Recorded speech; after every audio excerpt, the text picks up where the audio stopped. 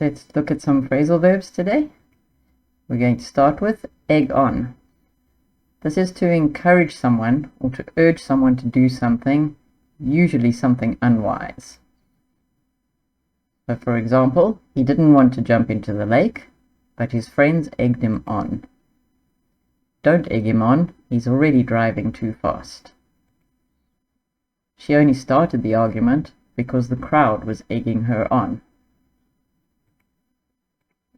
Next up, we have knuckle down, to begin working very hard or seriously. For example, once he knuckled down, he finished the project in 2 days.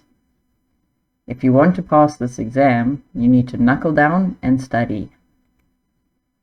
The deadline is tomorrow, so it's time to knuckle down. Next up, we have palpate around. This means to examine something by touch. Think of Christmas presents. He palpated around the bag, trying to guess what was inside. The doctor began to palpate around the injured area to check for swelling. I had to palpate around in the dark to find the light switch. Next up, we have horse around. To horse around is to behave in a silly, noisy, or rough way. Think of teenage boys. We spent the afternoon just horsing around at the park. Quit horsing around and get back to work. The kids were horsing around in the living room and broke a vase. To rootle around. I like this one. It's to search for something by moving things around, often in a messy way. Example, the dog was rootling around in the garden for its bone. I had to rootle around in my drawer to find my keys. She rootled around in her handbag for some spare change. To belt out. This is to sing or play a musical instrument with much enthusiasm. He loves to belt out show tunes in the shower. She belted out the national anthem at the start of the game. The fans were belting out songs throughout the entire concert. Cotton on. To cotton on is to begin to understand what is happening or going on. Once she cottoned on, she played along with the joke. It took me a while, but I finally cottoned on to what they were planning. He hasn't cottoned on to the fact that it's a surprise party.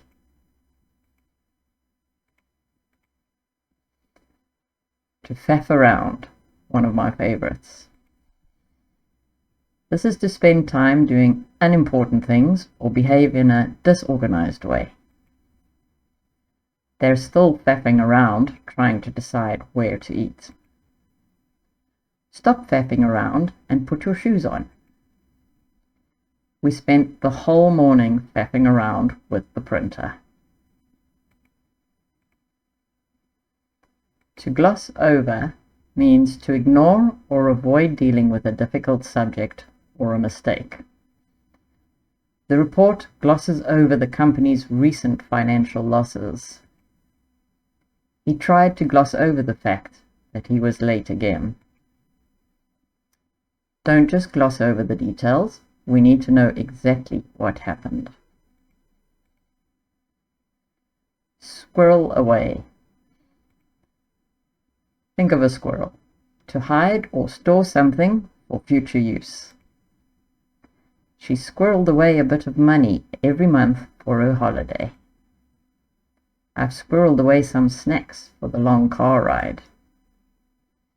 He has a secret stash of chocolate squirreled away in his desk. Clam up. Like a clam, to suddenly stop talking, usually because of shyness or fear.